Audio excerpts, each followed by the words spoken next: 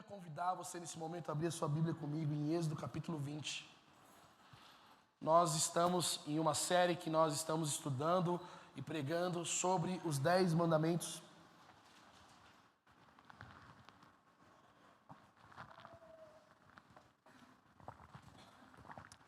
No primeiro domingo que nós estudamos o primeiro mandamento, em que nós falamos sobre não terás outros deuses além de mim.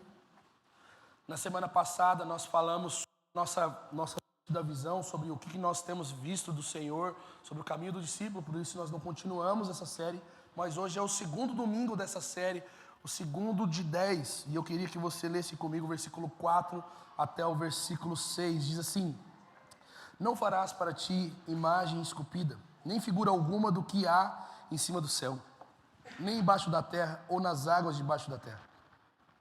Não te curvarás diante delas, e nem a cultuarás, pois eu, o Senhor teu Deus, sou Deus zeloso, e castigo o pecado dos pais nos filhos, até a terceira e quarta geração daqueles que me rejeitam. Mas sou misericordioso com 1000 gerações dos que me amam e guardam os meus mandamentos. Amém? Queria que nesse momento nós orássemos. Eu sei que os adolescentes vão ter aula. Não?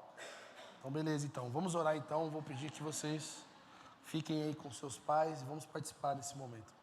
Pai de misericórdia, nós pedimos a sua presença em nós aqui, guiando-nos nas verdades de Deus, quebrando os nossos corações duros e transformando em corações que desejam amar o Senhor. Nós pedimos em nome do seu Filho Jesus, fala conosco, Senhor, governa-nos por meio de sua palavra, rege-nos nessa manhã, volta os nossos corações para ti, para que nós venhamos viver para a sua glória. É o que eu te peço em nome do seu Filho Jesus. Amém. Recentemente, meus irmãos, a gente viu aí, eu não lembro o nome, eu sou muito ruim disso, e eu acabei não colocando nas anotações, mas eu estava lembrando enquanto a gente estava aqui de manhã, reflexivo sobre o que eu ia pregar hoje. Uma atriz global, acho que se não me engano a Luana Piovani, deu a opinião dela sobre os evangélicos. Os evangélicos são a escória do Brasil, né, a vergonha, porque ela sabe, segundo a avó dela, quem é Deus, e ela é da maconha. A opinião de que não é evangélico sobre os evangélicos, falando que os evangélicos precisavam ser segundo a ótica dela. Os evangélicos ficaram todos endemoniados, falaram um monte, fizeram posts de protesto, um monte de coisa, mostrando que os evangélicos não são. E realmente, graças a Deus pela igreja evangélica no Brasil, pelos protestantes que fizeram muitas coisas. O fato da alfabetização chegar em lugares foi graças à igreja cristã, à igreja evangélica, aos protestantes que vieram com educação, com trabalhos missionários. Mas o que eu queria dizer sobre isso? Existem pessoas que têm uma opinião sobre Deus, sobre o povo de Deus, como nós devemos viver para Deus, que são suas opiniões, são suas verdades, mas não são baseados na verdade de Deus. E quando nós estudamos os 10 mandamentos, quando nós falamos sobre a lei do Senhor, nós estamos falando de um desejo que vem do próprio Deus para o povo de Deus. Não é Moisés olhando e falando, eu acho que é legal a gente colocar isso aqui, porque se eu falar que o povo não mate e não roube, a gente diminui a violência. Não é sobre uma logística humana, mas o desejo de Deus pelo seu povo, para que eles vivam em comunhão uns com os outros, mas principalmente em comunhão com Deus. E a primeira coisa que nós aprendemos no Decálogo, os primeiros mandamentos, é sobre a glória de Deus, sobre como Deus quer ser visto e glorificado, sobre como Deus deseja ser entronizado no meio do seu povo, como que o povo precisa se portar diante desse Deus. E os primeiros mandamentos, eles estão ali justamente focados na ordem, no culto, na vida cotidiana de como esse povo vive e adora, vive para a glória desse Deus. Por isso que o primeiro mandamento fala sobre nós não termos outros deuses além dele. O segundo mandamento fala sobre não fazermos imagens a respeito desse Deus. O terceiro mandamento sobre nós não tomarmos o nome de Deus em vão. E o quarto mandamento sobre guardarmos o dia do sábado, o dia do Senhor. Esses 4 mandamentos são mandamentos categóricos sobre adoração, sobre como nós devemos viver para a glória de Deus, como nós cultuamos a Deus.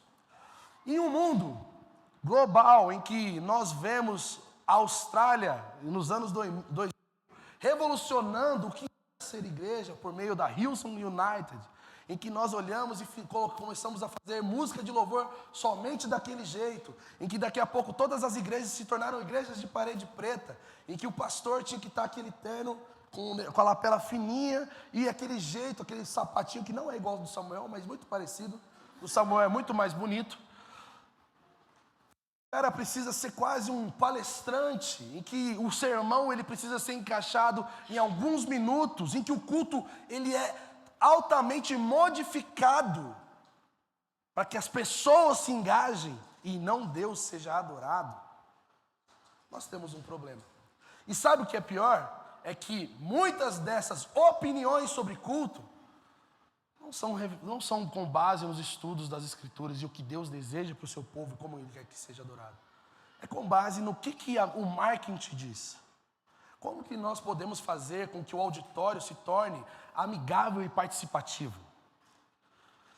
E é por isso que nós temos Luana Piovani, acho que é Luana Piovani, dando opinião sobre os evangélicos no Brasil. E os evangélicos, e aí? Será que a gente se revoluciona contra ela, se a gente se revolta, ou a gente realmente está com problema? Porque muitas das falas dela são críticas sérias sobre o testemunho cristão. Mas o problema é que a gente fica com essa dúvida de como adorar a Deus, como viver para a glória de Deus.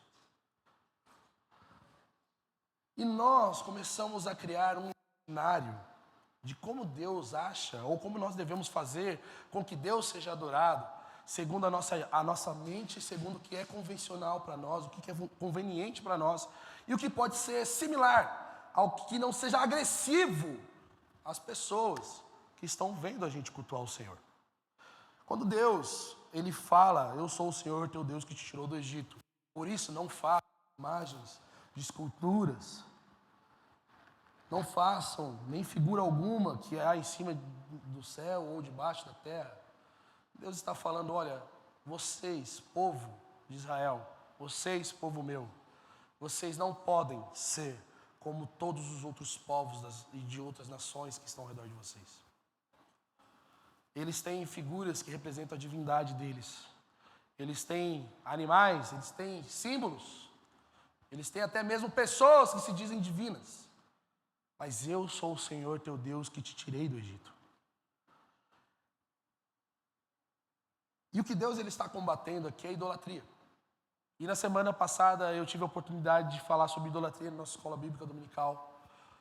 E domingo que vem, mesmo que tenha domingo de Pentecostes, teremos escola bíblica dominical às 8h30 da manhã. Eu quero convidar você a estar aqui conosco, porque nós começamos a parte 2 do Catecismo Nova Cidade, onde nós vamos falar sobre Jesus Cristo, a pessoa de Jesus, as naturezas de Jesus. Mas semana passada eu ensinando sobre idolatria, e também fazendo um link com a primeira mensagem dessa série, idolatria é confiar nas coisas criadas e não no Criador. Idolatria é colocar a nossa esperança, a nossa felicidade, a nossa relevância, a nossa segurança na criação e não no Criador. Santo Agostinho, ele via a idolatria não apenas como um culto físico a estátuas, que era muito comum no paganismo romano, que é muito comum hoje nos nossos dias, não somente no cristianismo sincrético, mas também no hinduísmo e em outras religiões que têm seus postes, seus ídolos esculpidos. Agostinho falava que o culto às estátuas não era idolatria somente, aquilo era idolatria, mas ele dizia que a idolatria começa com a perversão do amor, a perversão do coração humano, onde o ser humano coloca criaturas ou objetos no lugar do Criador. Para Agostinho, idolatria é buscar felicidade em coisas terrenas, coisas finitas. E o que acontece quando a gente procura felicidade em coisas finitas? Elas acabam, nós nos tornamos infelizes. O que acontece quando nós temos o objeto da nossa alegria e completude, coisas, criações, criaturas, quando elas se dissolvem, quando elas morrem? O que acontece com o nosso coração? Nós ficamos inquietos, nós ficamos sem rumo do que é o bom, o que é a vontade de Deus para nós. E aí, meus irmãos, nós começamos a entender que idolatria não começa com as mãos fazendo ídolos. Idolatria começa com o coração. começa quando nós amamos algo mais do que nós amamos a Deus. Amamos os nossos filhos, amamos o nosso trabalho, amamos as nossas riquezas, amamos Maria, José, amamos quem seja, que não seja o único Deus verdadeiro. João Calvino, ele vai falar que o coração do homem é uma perpétua fábrica de ídolos. Por que isso? Porque existe em nós uma tentativa, e isso por conta do pecado, de nós criarmos para nós solução para a inquietude da nossa alma. Enquanto nós não nos colocarmos como satisfeitos em Deus, nós estamos procurando alguma coisa, alguém que satisfaça essa inquietude, esse barulho dentro do nosso coração. Isso é idolatria. Idolatria não é você beijar o santo, você carregar, pagar promessa. Isso também faz parte da idolatria. Mas idolatria está relacionada a como o nosso coração se posiciona diante do Deus verdadeiro e daquilo que a gente acha que é Deus. E aí temos um problema, porque idolatria está relacionado muito ao nosso imaginário. Por isso que o Senhor fala a Moisés para que não se faça imagem esculpida, nem figura alguma que é debaixo do céu, embaixo da terra, ou nas águas debaixo da terra. O que Deus está proibindo? Não fazer imagens. Deus está proibindo qualquer tipo de imaginário que nós vamos ter a respeito da divindade, que não seja a própria revelação que Ele dá dele mesmo. Deus está falando, não pense em algo sobre mim que não seja verdade sobre mim. E meus irmãos, sabendo que o nosso coração é uma fábrica de ídolos, sabendo que nós temos a tendência desordenada de amar qualquer coisa que não seja Deus, como Deus, isso demonstra que nós somos criativos. E a criatividade é um atributo comunicável de Deus para a sua criação. Até mesmo reflete a imagem de Deus que nós temos. E mostra que nós temos um Deus que proíbe a gente de imaginar coisas que não são dele, que não representa ele, que não diz respeito ao seu caráter e à sua santidade. Ou seja, a única pessoa que pode criar ou manifestar algo sobre a sua própria imagem é o próprio Deus. E como que ele fez isso? Ele fez isso quando ele cria o homem. Façamos o homem a nossa imagem e semelhança. Criação de imagem sobre Deus não é a criatura que faz, é o Criador que faz a respeito dele mesmo. E nós fomos feitos à sua imagem para demonstrar a sua glória sobre a criação. Nós portamos a imago Dei para a manifestação da glória de Deus. Mas, veja bem, meus irmãos, nós vamos falar um pouco mais sobre quem é a imagem de Deus ao longo desse sermão. Quando nós pensamos sobre criatividade, e aí é muito sério isso, porque, por exemplo, existem alguns irmãos que acham pecado assistir The Chosen. Por quê? O Jesus do The Chosen é mó legal, muito simpático, é um hippie bonitão, né? Cara, se Jesus for daquele jeito, Jesus é tão da hora, né? E a gente começa a criar várias imagens sobre Deus, sobre Jesus. E alguns irmãos, eles acham que quando você tem contato com esse tipo de conteúdo, você está quebrando o segundo mandamento. Esses dias eu estava conversando com o Caco e a Ana estava trabalhando na escola e tinha a representação da Páscoa. O pai falou, meu filho não participará, porque isso é quebrar o segundo mandamento. Eu falei, nossa gente, que sério isso, né? E é uma verdade, meus irmãos, nós precisamos olhar para aquilo que nós imaginamos sobre Deus e olhar como pecado quando não condiz com a revelação de quem Deus é. Nós não achamos que assistir The Chosen é pecado, tá? É tipo um Talmud do Evangelho. Você complementa ali, né? Mas quando nós temos uma falsa percepção de quem Jesus é, como a Luana Piovani, como qualquer outro, que emite opiniões sobre Deus, sem a revelação de Deus, isso é quebrar o segundo mandamento. Porque nós estamos sendo criativos para dizer quem Deus é, não segundo quem Ele mesmo diz que Ele é, mas segundo quem nós achamos que Ele poderia se formar. Quando nós vamos para Êxodo capítulo 32, no meio dessa conversa que Moisés está tendo com Deus, que começa no Êxodo capítulo 19, vai até Êxodo 34, quando Moisés desce. Êxodo 32 conta a história do povo esperando Moisés descer. E aí eu imagino que Moisés estava ali, vendo tudo isso que Deus está falando sobre a sua vontade. Deus está pedindo: Moisés, construa um tabernáculo para mim, coloque figuras, coloque beleza nesse tabernáculo, coloque figuras de anjos e querubins, serafins, coloque beleza na minha casa. Quando nós falamos sobre a beleza da casa de Deus, sobre imagens, nós não estamos omitindo o segundo mandamento, ou quebrando o segundo mandamento, porque Deus deseja que sua casa seja bela.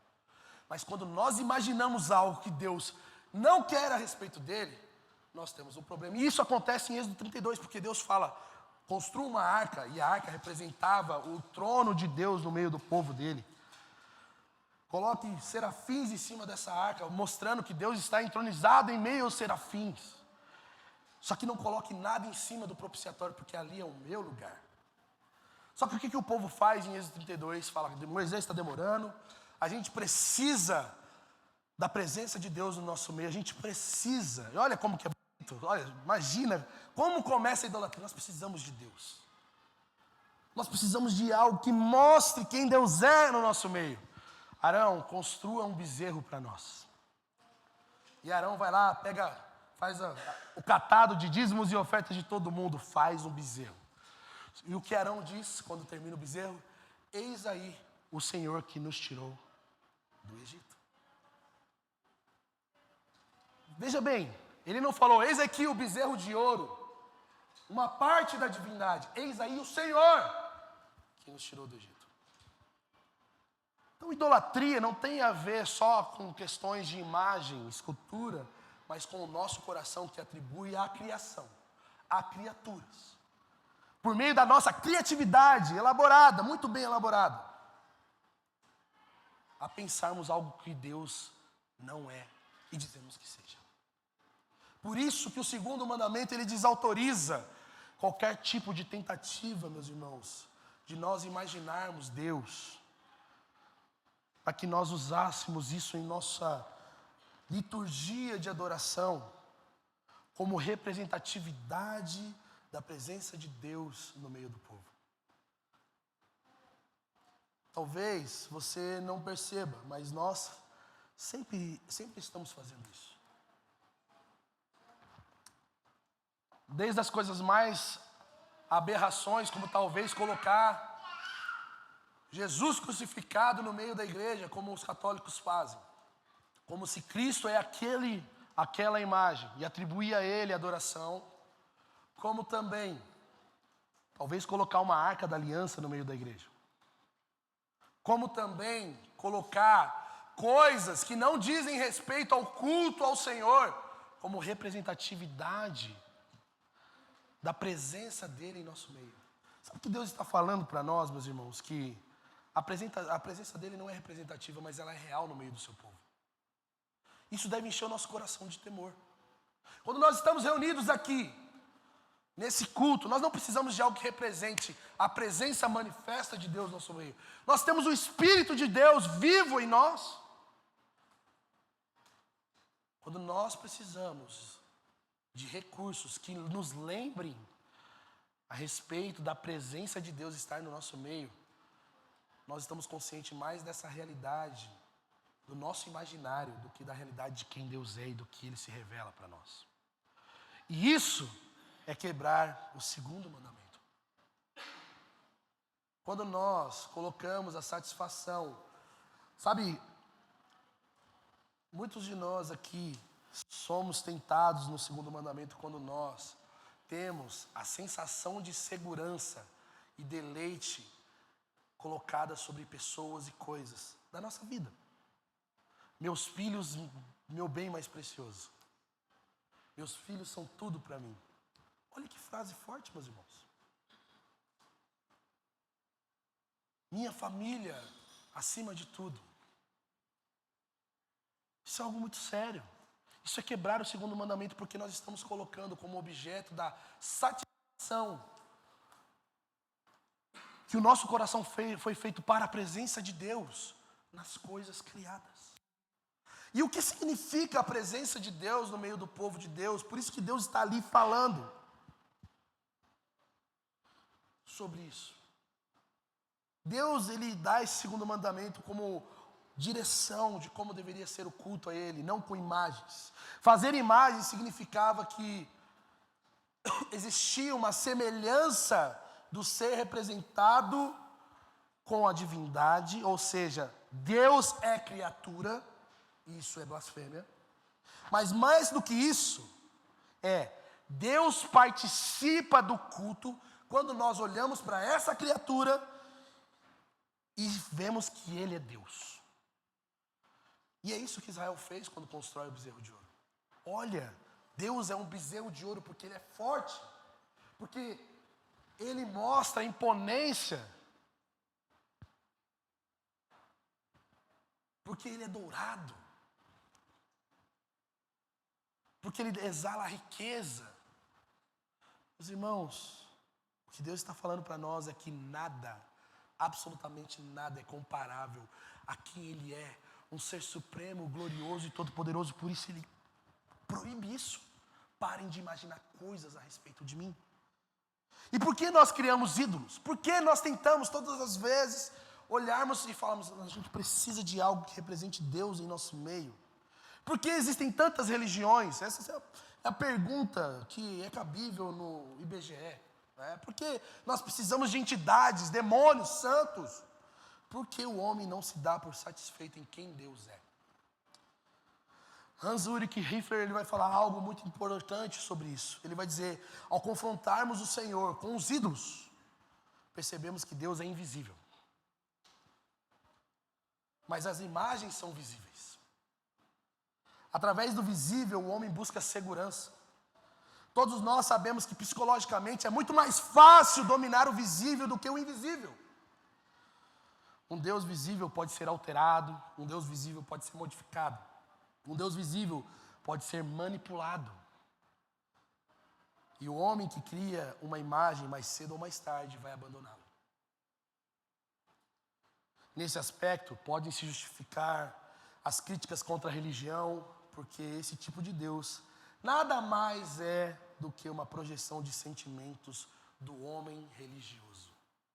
O que ele está querendo dizer para nós? Meus irmãos, nós estamos em constante tentativa de se conectar com Deus.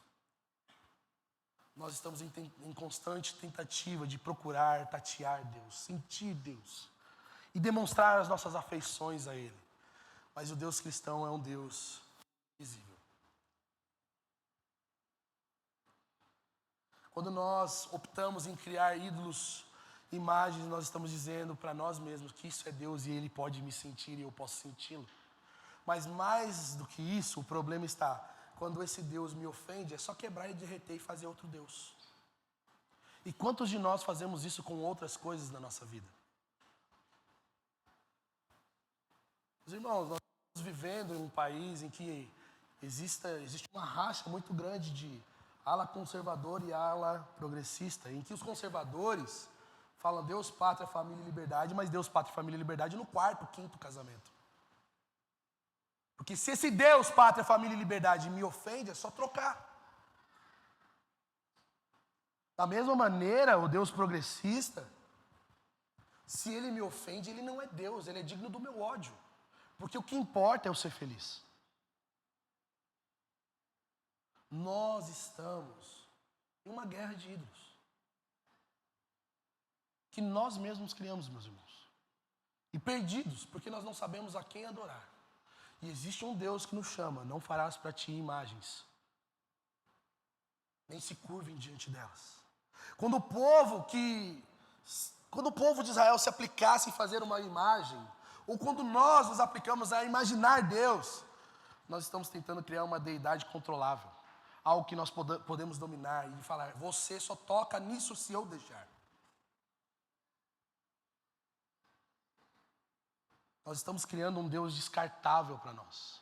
E sabe o que Levíticos vai dizer, capítulo 19, versículo 4? O texto vai dizer: não vos virareis para os ídolos. A idolatria, meus irmãos, é nós virarmos as costas para o Deus único e verdadeiro e começarmos a contemplar aquilo que nós queremos segundo as nossas emoções e desejos. O texto vai dizer: nem vos fareis deuses de fundição. E eu fui dar uma pesquisada no hebraico, o que seria fundição? Tudo bem que a gente fala, é mistura. Mas a palavra maserá, palavra que também significa véu ou cobertura. Constantemente nós estamos procurando coberturas de divindades. Constantemente nós estamos pedindo: cobre-me com seu manto, cobre-me com seu véu. Constantemente: não, mas eu não sou devoto de Maria. Você e eu fazemos quando nós depositamos a nossa fé em qualquer coisa que não seja o único Deus verdadeiro. Nós estamos procurando cobertura, nós estamos procurando proteção, mas sabe o que essa proteção vira para nós? Cegueira. E é isso que os ídolos fazem conosco. Eles cobrem a gente, mas cobrem a nossa visão de ver Deus. Eles cobrem o nosso rosto de ver o Deus único e verdadeiro, para que nós nos tornemos escravos deles. O Deus que se manifesta aqui no versículo 5, ele vai dizer que eu sou o Senhor e eu sou um Deus zeloso, um Deus ciumento, trazendo para a nossa realidade portuguesa o que Deus está falando: eu tenho ciúmes daquilo que é meu. O Deus zeloso, ele está falando: tirem os véus e confiem que eu sou aquele que abriga você. Pensa comigo, meus irmãos. É tão difícil nós acharmos que estamos protegidos por Deus. Um Deus que parece ser transcendente, um Deus que não expressa nenhuma realidade visível para nós. Confiar em Deus diante dos ataques do inimigo, que são reais, é tão difícil. Porque nós estamos sempre procurando alguma cobertura para nós. Nós estamos querendo sempre construir um puxadinho em que nós possamos dizer: não, aqui está seguro, aqui está saudável. E o povo está no deserto. Imagina um povo que está no deserto, sem nenhum tipo de cobertura, Deus dizendo para eles: eu sou o que cobre vocês. Vocês não precisam de deuses de fundição, deuses de cobertura, porque eu sou o Deus que te protege do sol e te protejo do frio. Nenhuma imagem, meus irmãos, Kevin De Jong vai dizer que nenhuma imagem pode capturar a glória de Deus. Toda representação do divino feita por homem será muito, muito inferior ao que Deus é, a ponto de desprezar o zelo dele. Veja bem, meus irmãos, eu sei que talvez você fale: não, essa palavra é uma palavra evangelística para pessoas que têm idolatria no coração. E pode ser que sim, realmente. Mas o evangelho está nos confrontando nessa manhã a lembrarmos que nós temos um Deus que é zeloso, um Deus ciumento, um Deus que nos tem e que Ele requer de nós confiança total, que Ele requer de nós que não venhamos imaginar coisas a respeito dEle ou abracemos pensamentos. E o texto é muito interessante que ele vai dizer no versículo 6, eu sou misericordioso com 1000 gerações. E na verdade o versículo 5, ele fala: o castigo o pecado dos pais, dos filhos, até a 3ª e 4ª geração daqueles que me rejeitam. Um texto muito usado para falar sobre maldição hereditária, né? Mas sou misericordioso com 1000 gerações dos que me amam e guardam os meus mandamentos. O que Deus está falando para nós aqui, Ele sabia que idolatria se perpétua na forma como nós ensinamos a próxima geração a adorar a Deus. Veja bem o que Deus está mostrando para nós. A forma como nós hoje enxergamos quem Deus é, refletirá na próxima geração que virá. Nos nossos filhos, em como nós nos portamos diante desse Deus. Nos filhos dos nossos filhos, nos filhos dos nossos filhos.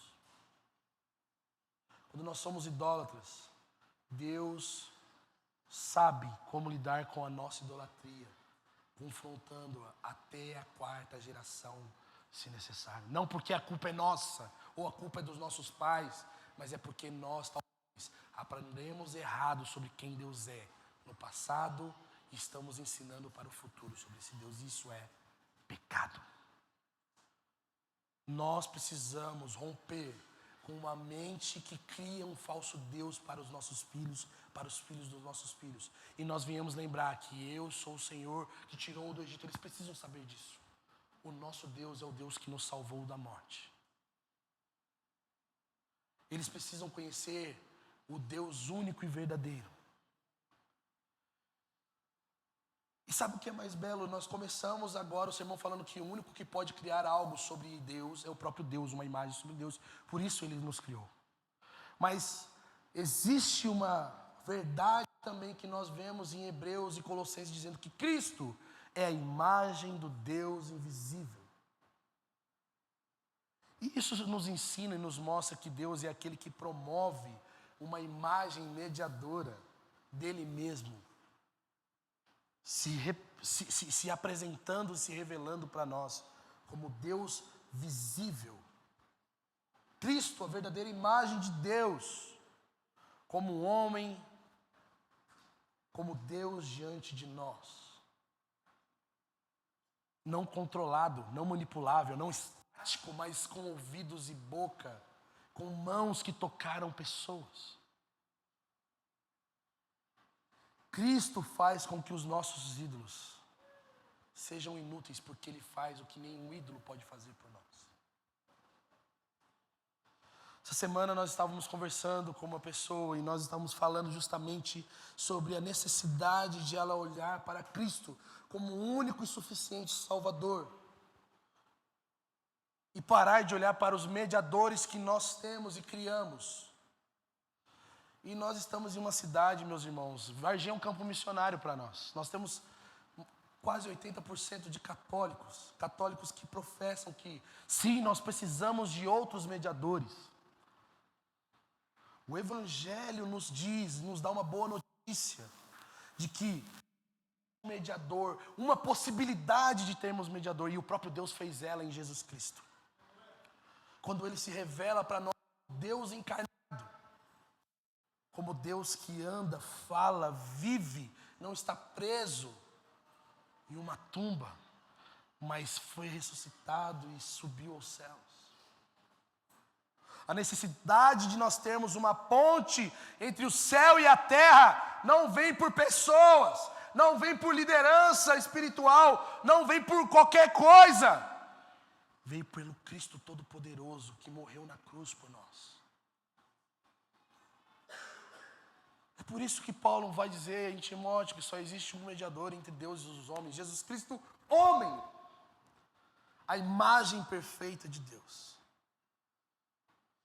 E sabe o que isso nos mostra? Que Cristo não é como imaginamos, é como Ele é. Cristo é como Ele é. O que Ele diz ser, Ele é. Ele diz ser o pão da vida. Por que estamos comendo outras coisas senão do pão da vida para sermos saciados? Ele diz ser a água viva. Por que estamos bebendo de outras fontes senão a fonte de Cristo? Ele diz ser o eu sou. Porque nós estamos inventando outros deuses como bezerros de ouro, que nós temos e cultivamos cultos a esses falsos ídolos. Por que nós fazemos isso? Porque nós não cremos que Cristo é Deus. E nós precisamos imaginar coisas sobre Deus. Mas o Evangelho nos confronta hoje, nessa manhã, a abandonarmos o nosso imaginário. Nos apegarmos à revelação de quem Deus é por meio de Sua palavra. E confiarmos que Deus é aquilo que Ele diz e ponto.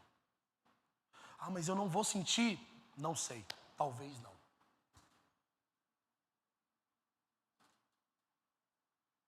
Ah, mas não vai ter nenhuma representatividade na nossa peregrinação para a terra prometida de Deus?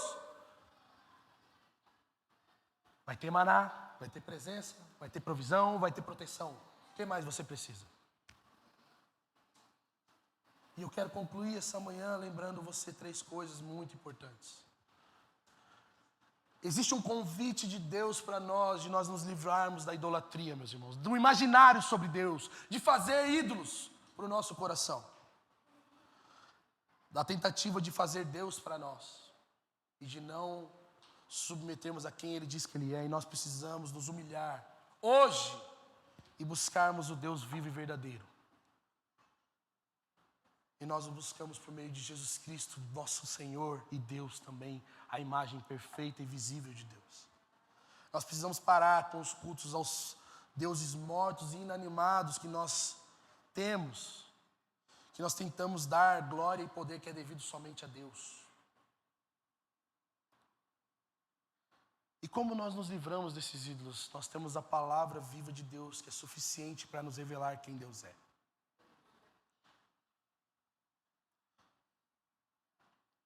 Nós temos a palavra de Deus que fala sobre as obras de Deus em nosso favor. Eu sei que nós estamos procurando um Deus que resolva os nossos problemas. Eu sei que nós estamos procurando um Deus que cure as nossas enfermidades. Eu sei que nós estamos procurando um Deus que faça como o Avada Kedavra do Harry Potter e resolva os nossos inimigos. Mas o que nós precisamos é Deus é suficiente para nós. E o que a sua palavra diz que Ele fez para nós é suficiente. Quando nós não nos contentamos com isso, nós fabricamos outros ídolos.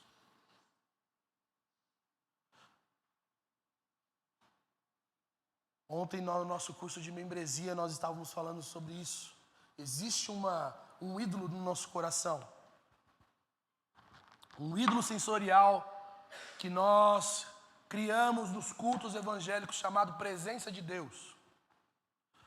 E nós só falamos que Deus nos visitou se tiver 3 pessoas tremendo, 50 gritando e profecia rolando e uma loucura. É culto a Deus. Em muitos lugares nós já vimos, e eu falo porque eu já vi, hoje nós não vamos ter palavra porque a presença de Deus nos satisfaz. Meus irmãos, isso é pecado, porque nós imaginamos o culto segundo a nossa vontade, não segundo a vontade de Deus. Nós omitimos a realidade do Evangelho e da palavra de Deus que governa o povo de Deus. A palavra que, segundo a própria palavra, é inspirada pelo Espírito de Deus que promove, sim, dons, experiências, coisas sobrenaturais no nosso meio. Meus irmãos, não existe nada mais sobrenatural que nós possamos ter do que a palavra de Deus nos guiando quando nós não temos mais nenhum sinal. E posso te dizer algo, muitas das vezes a nossa peregrinação cristã vai ser sem sinais e maravilhas. Se eu e você precisamos de sinais e maravilhas para termos Deus, é porque nós temos um falso ídolo no nosso coração e não servimos o Deus verdadeiro. Nós precisamos nos humilhar contra essa carismania que nós criamos, essa caricatura de mover de Deus que nós temos, que não reflete a glória de Deus, mas reflete a glória das minhas emoções. Eu me senti bem, eu senti a presença de Deus.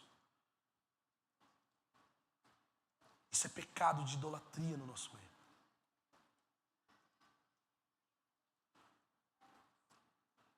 A segunda coisa que nós aprendemos com Paulo em Romanos capítulo 10 e nós vemos acontecendo aqui em Êxodo capítulo 20, é que Deus não se mostra visível para o povo só ouve.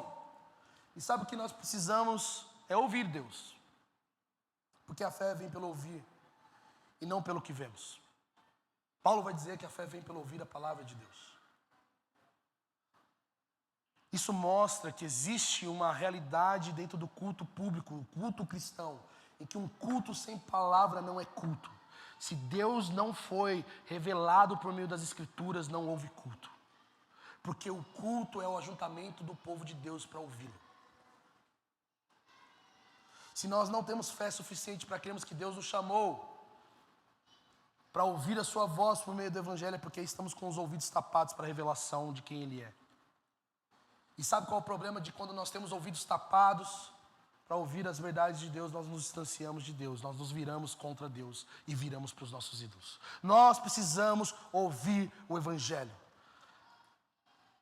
Você está aqui, está ouvindo isso porque Deus te ama, porque você é parte do povo dele. Não seja de coração duro. O próprio Deus vai dizer em sua palavra, hoje, se vocês ouvirem a minha voz, não endureça o vosso coração. Os próprios discípulos, Pedro, um dos primeiros discípulos, quando é confrontado com tudo aquilo que ele ouviu, e talvez o que você está me ouvindo, você fala, cara, que chato ouvir isso. Depois de ter ouvido tudo que Jesus falou, de ser o pão da vida, Jesus falou, e aí Pedro, vai embora? Ele vai dizer, para onde nós iremos se só tu tens palavras de vida eterna? Existe uma realidade no cristianismo, existe uma realidade do chamado de Deus, de nós pararmos de querer ver, mas pararmos para ouvir Deus. Ouvir aquilo que Ele diz a respeito de quem Ele é mesmo, por meio de sua palavra. Como nós nos livramos dos falsos ídolos, parando de ouvir aquilo que nós gostamos e começarmos a ouvir o Evangelho. E a terceira e última coisa, ídolos são demônios. Olha que pesado, né? Nunca, numa igreja que acredita na reforma, falar de demônio no púlpito.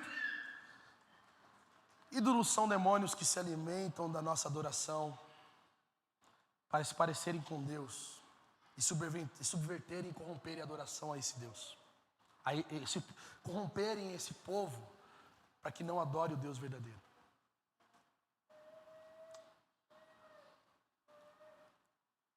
Todo movimento de idolatria se tornava em perversão sexual, moral no povo de Deus. Luxúria, quebra dos mandamentos, distanciamento de Deus. E eu preciso te dizer algo aqui nessa manhã, a idolatria não é neutra. Se você não está adorando a Deus, você está adorando outra coisa.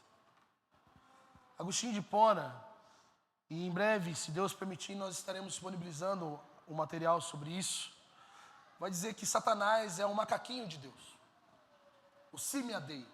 E por que ele fala isso? Porque Satanás faz com que seja parecido as suas ações como se fossem de Deus. Por isso que nós vemos milagres, coisas.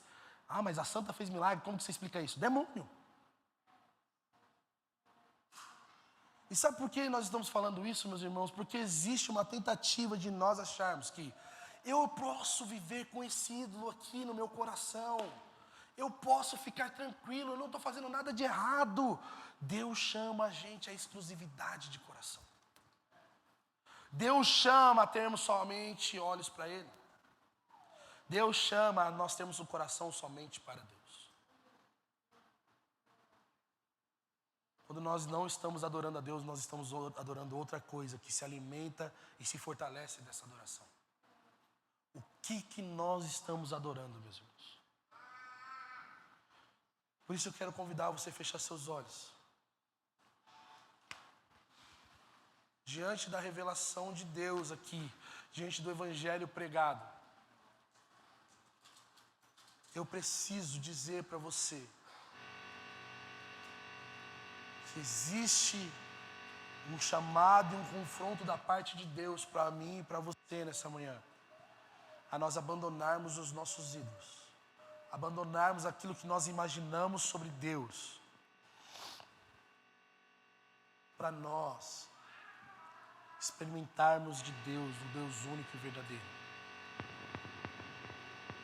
a contemplarmos a imagem do Deus invisível em Cristo Jesus e nas suas obras, na obra perfeita da cruz que nos purificou de todo pecado, na obra perfeita da cruz que expôs ao ridículo todos os principados e poderes, hostes espirituais, inclusive os ídolos do nosso coração. Eles são expostos ao ridículo diante da beleza gloriosa do sacrifício de Jesus por nós. Os ídolos não morreriam por nós, mas nós estamos constantemente morrendo por eles. Os ídolos não dariam sua vida para nos ter, mas nós somos cativos dele quando nós abandonamos a Cristo e nos voltamos para eles. Por isso, nessa manhã, o meu convite é nós estarmos diante da presença de Deus. Não existe alguém mais belo do que Deus para nós. Não existe ninguém mais poderoso. Não existe ninguém mais santo do que o nosso Deus.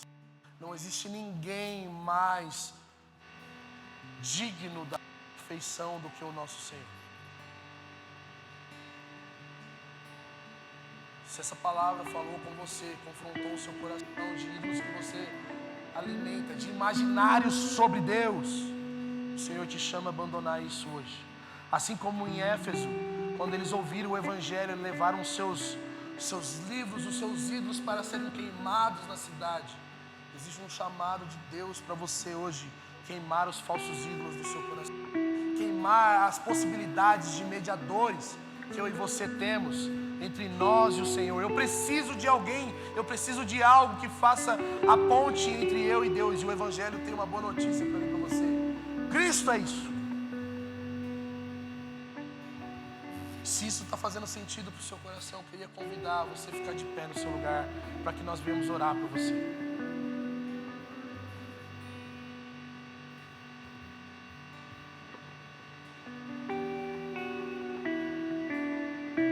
Se isso faz sentido para você nessa manhã, você fala para o seu coração: olha, eu tenho ídolos e eu não sei o que fazer com eles nessa manhã, diante do Evangelho. Talvez você pense assim: não, mas eu já deixei de ser católico. Mas você é um idólatra, você é um ególatra. Você pensa mais em você mesmo, na sua própria satisfação, do que na satisfação que Deus pode te promover quando você deposita sua confiança nele. Deus está te chamando hoje ao arrependimento. Fique de pé no seu lugar para que nós possamos orar por você.